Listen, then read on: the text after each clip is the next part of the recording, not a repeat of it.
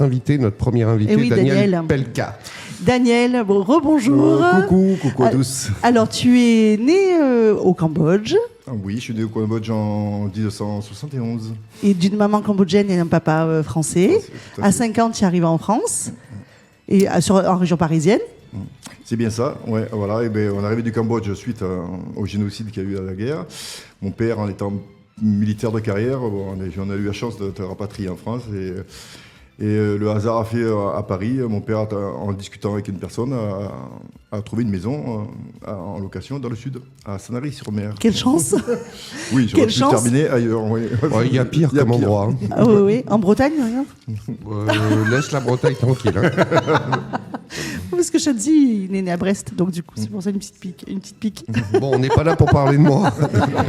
Tant pis. Daniel, du coup, la photographie, cette passion, en fait, parce que du coup, t'as pas fait d'école de photographie. Du tout, ouais. Vraiment, c'est une passion. À quel âge t'as commencé, en fait Je suis complètement autodidacte. J'ai commencé à l'âge de 16-17 ans, à peu près, déjà. Pour un petit boulot d'été, parce que sur les plages, le photographe qui emmerde tout le monde sur la plage pour faire les photos des enfants, on appelait ça les filmeurs. Il y en a toujours d'ailleurs. Il y en a toujours en numérique. Bon, après je pense qu'il doit un peu moins travailler qu'à l'époque. Il n'y avait pas les smartphones, il n'y avait pas tout ça. C'est ça. Ouais. Et à l'époque, quand on travaillait à la pellicule, on avait ce rendu un peu argentique qui était sympa, et les personnes n'avaient pas cette opportunité d'avoir le téléphone pendant les photos des enfants. Alors ça marchait bien, et j'ai commencé la photo comme ça. J'ai vu que mes images plaisaient, terminaient sur des murs. Mon approche était vraiment satisfaisante, parce que je voyais que mes photos de famille terminaient sur des murs, et ça faisait avec plusieurs générations peut-être sur les photos. Et d'où là a commencé ma passion pour la photo sociale, de famille, quoi. Famille, mariage, tout ça. Et capter tous ces moments de famille était important, parce que suite à ma venue en France, quand je suis parti du Cambodge, t'as eu plus rien. J'avais 3 photos de famille du Cambodge. J'avais aucun souvenir de photos de famille, et c'était pas une blessure, vraiment un manque, un manque de souvenirs, de patrimoine familial que j'ai pas eu. Et je me suis lancé dans ça pour ce que j'ai pas eu, peut-être le donner aux autres, au niveau des souvenirs en images, quoi. C'est ça. Oui, c'est ça. Parce qu'à l'époque, tu allais sur Sanary, en fait, sur les plages de Portisol. Sanary, Portisol, Saint-Cyr aussi. Non, c'est pas trop mon secteur, c'est Sanary. C'était Sanary, parce qu'il y avait d'autres photographes à Bandol. Ouais. On se connaissait, mais on n'allait pas marcher sur le plateau des autres photographes. Il fallait quand même respecter le travail des autres. Après, donc, du coup, tu t'es acheté en fait un appareil photo, et au fur et à mesure. Voilà, au fur et à mesure, j'ai commencé à me passionner de ça, et plus tard, me former avec les meilleurs photographes du monde. Je suis payé des formations avec des photographes. Ouais, tu t'es payé des formations. Je me suis fait payer directement des formations pour apprendre la technique, parce qu'au début, quand on est autodidacte, on s'est travaillé un petit peu comme ça. On a l'œil déjà un petit peu, notre petit œil aiguisé, et après on se forme au niveau du regard, de la technicité, et pour arriver à faire les images qu'on veut. Et dès qu'on maîtrise la technique, on n'y pense plus. C'est juste une inspiration personnelle et une sensibilité personnelle qui va donner le style de chaque photographe, quoi. C'est pour ça. Oui, c'est ça. Tu fais beaucoup en noir et blanc, ou vraiment c'est les clients qui te demandent, en fait, ou c'est toi? Non, c'est moi. Ouais. Ça, par exemple, dans tous mes reportages de mariage ou autre, j'ai une partie couleur, bien sûr, qui est plus grosse en restitution des photos, mais le noir et blanc, c'est au ressenti, quoi. Des photos qui sont assez fortes en émotion ou en créativité. C'est moi qui je vais dire, celle-là, je vais la faire en noir et blanc, parce qu'elle a un impact qui est très fort, et le noir et blanc a un impact très fort aussi. Ouais. Et moi, j'invite des auditeurs et auditrices à regarder ton site. Tu as le site internet et Insta. Voilà. Sur Insta, tu mets Daniel Pelka. Et c'est vrai qu'on ressent en fait cette émotion-là. Et c'est ce que tu disais, en fait, c'est que quand tu vas dans un mariage, faire des photos pour un mariage, tu fais partie du mariage. Complètement. Vraiment. Complètement. C'est mon approche personnelle, où pas mal de photographes de mariage aussi travaillent comme ça, et d'autres peut-être moins, qui sont un peu plus discrets. J'ai une personnalité où j'ai besoin de ressentir et vivre le moment. Parce que quand je pars sur un événement de mariage, je ne sais pas les images que je vais faire. Je veux vivre le mariage pour faire des images qui sont très personnelles à mes mariés. Sinon, on part sur le mariage, on fait toujours les mêmes images. Et le but, c'est de ne pas faire les mêmes images. Parce que chaque histoire de famille est différente. Même si les mariages se ressemblent dans l'organisation, Mais l'histoire de famille et de couple est différente. L'histoire de vie. Et j'ai besoin de cette complicité avec mes couples et les familles pour faire des images très personnelles. Alors je communique pas mal sur le jour du mariage, je parle aux témoins, aux parents, aux grands-parents pour ressentir le mariage. Et même eux, à la fin, ils se sentent à l'aise avec moi et vivent le mariage naturellement, sans poser ou se dire « Oh là, il y a le photographe, qu'est-ce que je dois faire ?» Et d'un coup, j'ai cassé la barrière et je vis les mariages avec eux. Je suis comme une éponge. Je vais rigoler avec eux, peut-être je vais pleurer avec eux parce que je suis hypersensible aussi par rapport à leur histoire de famille. Et c'est là où je vais chercher des images qui sont très fortes au niveau de leur histoire. Oui. Et tes récompenses, tu en as eu beaucoup. Tu peux en parler de ça, en fait? J'ai eu à peu près peut-être une 50aine de récompenses internationaux parce que c'est des sites américains et étrangers où il y a les meilleurs photographes du monde. Et sur chaque année, ils font plusieurs concours internationaux où il y a les meilleures images sont primées par des awards et ils sont publiés et ça fait une reconnaissance internationale. Moi, ça fait toujours plaisir d'avoir une reconnaissance internationale, mais c'est surtout pour me mettre un petit coup de pied aux fesses, pour pas rester sur mes acquis à chaque mariage et pour sortir des photos différentes et toujours de la créativité. Et la créativité, c'est ce qui fait gagner les prix parce qu'ils ne prennent pas des images de mariage banales. On va chercher le petit plus qui va être différent des autres photos. Et le petit plus, moi, j'ai un regard un peu cinématographique. Comme tout à l'heure, on va voir Pascal Barodi, on en parle après. Qui est dans le cinéma. Je rate pas mal de films et mes angles de vue sont différents parce que chaque fois que je regarde des films, je regarde où est placée la caméra, comment c'est filmé et ça m'inspire et mon travail est beaucoup cinématographique sur les prises de vue. Et après, tout le reste, c'est des moments naturels où je vais me déplacer, je vais ressentir les gens et trouver des angles différents et des moments très précieux à capturer. Oui. Shadzi ? Alors, par rapport au lancement de tes débuts dans la photo, tu étais sur de l'argentique ? Oui, tout à fait, oui. Comment tu as vécu le passage au numérique ? En termes de travail, c'est une façon différente de travailler la photo, je suppose ? À l'époque, c'est pas moi qui ai développé à l'époque au niveau de l'argentique, mais ça s'est fait naturellement, assez facilement quand même, et toujours pareil. Les bases de réglage ont été toujours les mêmes. Mais les prises de vue par rapport à l'argentique, on a plus le choix, on a plus droit à l'erreur, on peut prendre plus de photos. Ça veut dire que l'argentique est une approche complètement différente et sur la numérique, c'est vraiment quand on appuie, on a tous les réglages, on veut sortir la photo, quoi. Et c'est moins. Et le numérique, c'est vrai, maintenant par rapport au photographe, sur un mariage, on peut prendre 3000 photos. À l'époque, tu prenais pas 3000 photos avec des pellicules, sinon tu partais avec un sac à dos. Oui, parce que en fait, le numérique, tu peux le corriger. Tout à fait. Il y a un travail de correction, tandis que sur l'argentique, c'est l'instant présent. Tout à fait, tout à fait. À l'instant T. La photo qui va. Voilà, on peut pas surtout maintenant avec ce qui se passe avec l'IA, avec l'évolution de tout ça, on peut tout changer sur les images. Moi, j'évite au maximum sur mes événements parce que le mariage, c'est un moment précis, une émotion qu'on ne peut pas le réaliser avec une IA. C'est capturer un instant qu'on va restituer au marié. Les logiciels qu'il y a maintenant actuels peuvent nous aider à corriger la colorimétrie, le cadrage, de basculer en noir et blanc en couleur. Avant, ça se faisait en chambre directement, il le faisait. Mais voilà, mes images sont pratiquement pas. Il n'y a pas de changement Photoshop sur mes images. Il y a de la correction, mais les images sont prises comme ils sont prises comme ça, quoi. Et qu'est-ce que tu penses justement des photographes qui, pareil, ont tendance à comparer entre les deux. Et souvent, on entend, ou c'est une idée reçue peut-être, on entend que les photographes préfèrent l'argentique au numérique. Est-ce que tu es dans cette mouvance aussi ou pas ? Bien sûr, parce que c'est plus la pureté, c'est quelque chose d'hyper qualitatif, c'est comme disait ma collègue, c'est l'instant présent, et avec l'argentique, on ne pouvait pas modifier tout ça.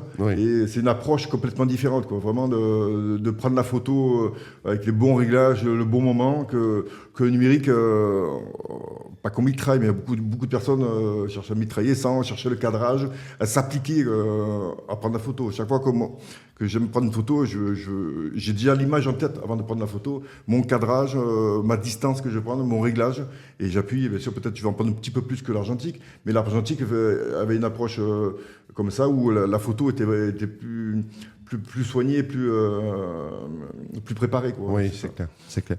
Par contre, c'est vrai aussi que ça demande, pour le coup, plus d'heures d'après mariage aussi, pour traiter toutes ces photos numériques. Tout à fait. Il y a un gros travail de post-traitement derrière.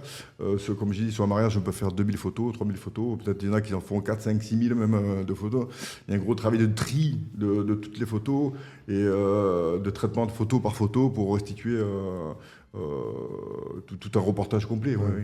Sachant que, peut-être que toi, tu y passes peut-être un petit peu moins de temps parce que justement, en amont, tu as travaillé ce que tu voulais. Tout à fait. Du coup, tu vas directement là. C'est rapide et je ne m'y traille pas comme ils font certains photographes. Peut-être il y en a qui en font moins comme moi ou peut-être plus. Mais après, on est obligé de shooter beaucoup quand même sur les jours de mariage parce que chaque moment sont des bons moments. On n'attend pas le bon moment. Parce que le jour du mariage, tous les moments pour les mariés, c'est des bons moments. Et c'est à nous de nous déplacer et à prendre le maximum de photos pour pas rater un moment précieux pour les mariés. Bien sûr. C'est important. Ouais. Et dans l'histoire de tous les mariages que tu as fait, est-ce qu'il y en a un que tu arrives qui t'a laissé un souvenir gravé ou pas par rapport à d'autres? T'inquiète, ils connaîtront pas les noms, prénoms, non, tu peux y aller. Pas du tout, non. Il y a beaucoup de mariages. Niveau émotion, parce que comme je dis, je suis comme une éponge. Il y a des mariages qui m'ont beaucoup touché parce que ça me rapproche aussi à ma famille, des choses comme ça. Parce qu'on dit, on est vraiment imprégné, on ressent les choses et on vit les choses. Et des fois même, j'ai pris des photos où je pleurais derrière l'appareil, quoi, parce que je vivais tellement les choses très fortes. Hein. Et en faisant une photo que j'ai faite à l'île Maurice sur un mariage, il y avait 2 sœurs qui m'avaient pris pour faire leur mariage. Ils n'étaient pas mariés ensemble. Oui. Mais une des sœurs qui, pendant les préparatifs, parlait à l'autre sœur, parce qu'il n'y avait pas les parents étaient plus là et tout. Et pendant qu'elle se préparait, son autre sœur se penchait dans son oreille, lui dire voilà, j'aurais voulu que papa, maman soient là le jour du mariage. Et moi j'étais derrière, l'appareil tremblait, tout le monde avait. Le moment il était tellement fort. Et j'ai pris cette photo où elle le prenait dans les bras et j'ai gagné un prix international avec cette photo. Ah oui. Et j'en pleurais derrière la boîtier. Voilà, il y a des moments comme ça. Impressionnant, où il y a des moments aussi un peu plus fun, où il y avait un marié une fois, vous savez, à la fin quand il propose le gâteau devant tout le monde, il doit découper le gâteau. Oui. Il met un coup de couteau pour couper, mais le gâteau faisait 1,50 m de haut, le gâteau est tombé, quoi. Il est tombé entier, toute la pièce montée. Ça, c'est vidéo, gars. Et j'ai fait la photo et j'ai gagné un prix international aussi. J'ai gagné un prix, vous verrez sur mon site et sur mon Instagram, j'ai gagné un prix aussi sur cette photo. Les mariés ont rigolé, mais la pièce montée, elle était partie sur la table. C'est génial. France. Oui, je me demandais si on pouvait. Est-ce que tu penses pas que tu t'es orienté vers ce métier, puisque dans ton métier tu racontes une histoire. Oui. Justement parce que ton histoire à toi, elle était, comment dirais-je, ton histoire familiale. T'es rentré du Cambodge, t'avais 3 photos sur toi. Ouais, tout à fait. Donc, est-ce qu'on peut pas penser que c'est à cause de ça que tu es devenu celui-là ? Je pense, ça m'a influencé parce que en arrivant du Cambodge, j'ai eu 3 photos de famille en noir et blanc, en argentique, et j'avais ce manque de patrimoine familial en image. Et pour ça que la photo, maintenant, tout ce que j'ai pas eu, je pense que je peux le restituer aux personnes qui me font travailler et que je leur restitue des images qui m'ont traversé les générations. Chaque fois que je prends une photo sur un événement, je me dis, j'aimerais avoir cette photo. Ah oui, oui. Des fois, je sollicite même des photos sur des mariages où il y a une autre histoire que je vais raconter. J'ai parlé avec une dame qui était la grand-mère qui était sur un mariage, elle était en chaise roulante toute la journée. Je parlais avec elle, les préparatifs hyper rayonnantes. Elle était. Et on a passé la journée, toute la journée de mariage. On arrive le soir où il y avait l'ouverture de bal, où ça dansait. Et tout le monde était sur la piste et je tournais la tête et je voyais cette arrière-grand-mère qui était assise au fond, qui regardait avec des sourires comme ça. Et d'un coup, je suis allé voir les mariés, j'ai dit allez la chercher, l'amenez-la sur la piste. Ouais. Et les mariés me disent vous êtes sûr ? Et j'ai dit oui, je suis sûr que ça allait lui faire plaisir. Et d'un coup, ils l'ont mené, ils l'ont fait cabrer, ils l'ont fait plein d'habits. T'as pris des photos ? Oui, j'ai gagné un prix aussi avec. Ah oui. Et et sur le coup, indirectement, j'ai créé un moment. Les mariés, ils ont vu la grand-mère sur la piste, elle avait les larmes aux yeux. Les mariés, ils l'ont pris dans les bras. Tout le mariage, elle a applaudi. Elle a passé le plus beau moment de son mariage en partageant avec toute sa famille. Et indirectement, j'ai créé un moment et un souvenir intemporel pour eux. Et oui, c'est ça. Parce que tu as un œil extérieur, vu que tu arrives en fait, et toi tu la vois un peu loin, bien sûr. Ce côté humain, bien sûr. Pour être photographe, il faut être très humain. Je pense qu'il faut être très humain pour ressentir les choses, pour partager les choses, les histoires personnelles. Et si on vient juste pour prendre un chèque et faire des photos, gagner sa vie comme ça, vous n'allez pas loin. Vous n'allez pas loin, vous avez fait une année ou deux max. Mais si vous voulez persévérer, continuer dans le métier, il faut vivre le moment, il faut se donner à fond. Parce qu'on travaille pendant 15 heures le jour du mariage et on est rincé, on court de tous les côtés. On va parler aux gens, on n'a pas le temps de se poser parce qu'on veut sortir des images, on va se donner à fond pour les mariés. Et on sort de là, on est satisfait aussi à la fin. Quand vous regardez sur mon avis Google aussi, et les gens ils me laissent des tartines de messages qui me font chaud au cœur. Et ça, c'est le Graal, c'est le Graal pour moi. Plus que les récompenses, même si ça me fait plaisir la récompense internationale, mais c'est la satisfaction des clients et c'est ma carte de visite. Les clients, ils savent que voilà, je vais me donner à fond, je vais partager des moments avec eux et c'est ma façon de travailler, toujours pareil. Chaque personne a des façons de travailler différentes et la mienne est comme ça. Et est-ce que tu as gagné un prix international sur une photo du mariage du fils de Laurent Marmorato ou pas ? Je sais pas si j'ai pas encore partagé. T'as pas partagé encore les concours parce que ça s'est fait cet été et les concours vont se faire. En parlant de ça, j'ai un concours qui va se faire dans l'hiver. Je vais proposer des photos parce que j'ai fait quand même des photos très très sympas de ce mariage. Alors, ce qui me plaît chez Daniel, c'est son humilité. C'est un photographe de renommée internationale et on a eu la chance de le décrocher parce que même si on se connaît depuis des années, mais on a eu la chance parce que dans son calendrier, il est plein à des mois, voire 2 ans pour les mariages parce que bien sûr, il se passe toujours dans le même créneau de l'été et des beaux jours. Et on a eu la chance et on a passé un moment merveilleux et il nous a fait des photos, mais waouh, quel artiste, vraiment, vraiment. Merci. Il existe aujourd'hui un classement mondial ou pas ? Oui, il y a des classements mondiaux par rapport au prix gagné. Ouais. Et après, une période, c'était 35e mondial chez ISWP par rapport au concours que j'ai passé. Après, il y a des périodes où j'en ai fait moins. D'un coup, on redescend au classement, on sort dans les 100 mondiaux. Après, il faut refaire des concours, mais ça prend pas mal de temps.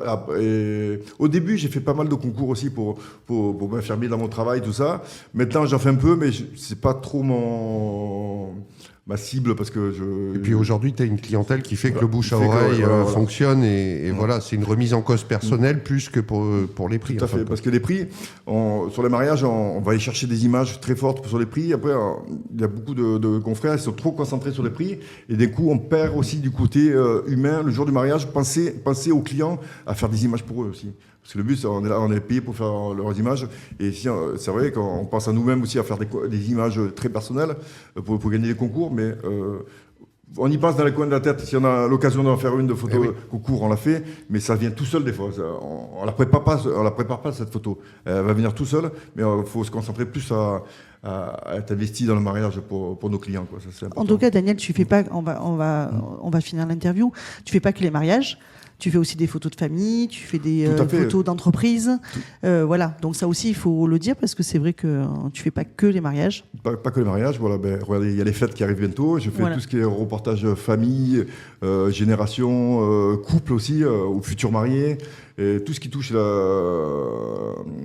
photo de famille, quoi. Et ça, j'en fais pas mal aussi. J'ai des techniques où je vais vraiment partager des moments. C'est pas des photos. Il y aura des photos bien sûr posées, un peu classiques, mais j'aime aussi la photo où il y a des moments de vie, des moments de partage où je vais déclencher des enfants où je vais jouer avec eux, je vais déclencher. Et même eux, ils font même plus attention à l'appareil. Et sur le coup, ils ont des images hyper vivantes et des moments de complicité entre eux. C'est ça qui me plaît. Et là, tu disais pour entreprise, tu fais une crèche bientôt. Là, j'ai une société de 5 crèches sur Marseille. Je dois faire à peu près 80 portraits parce que ces dames travaillent toute l'année pour se donner à fond pour les enfants et ils sont pas mis en valeur et sur le coup cette personne qui a voulu vraiment faire plaisir à ces dames qui ont travaillé et leur proposer de faire des portraits d'eux et des tirages pour qu'ils aient à Noël des belles images d'eux pour les mettre en valeur, les mettre en lumière même. Ces personnes qui travaillent dans l'ombre, on va dire. Et oui, pour les enfants en plus. Oui. Shadi. Et je fais aussi pas mal de photos de tout ce qui touche l'entreprise, la communication d'entreprise. Voilà, tout ce qui est voiture, architecture, immobilier, portrait professionnel, comme j'ai dit à la fois. Je peux même terminer dans les blocs opératoires pour faire des images pour des chirurgiens. C'est tout ce qui touche la communication. J'aime beaucoup les reportages pour mettre en valeur les métiers des personnes aussi. Oui. Ça, voilà. Donc il n'y a pas que le mariage, c'est vraiment photographe professionnel. Ouais.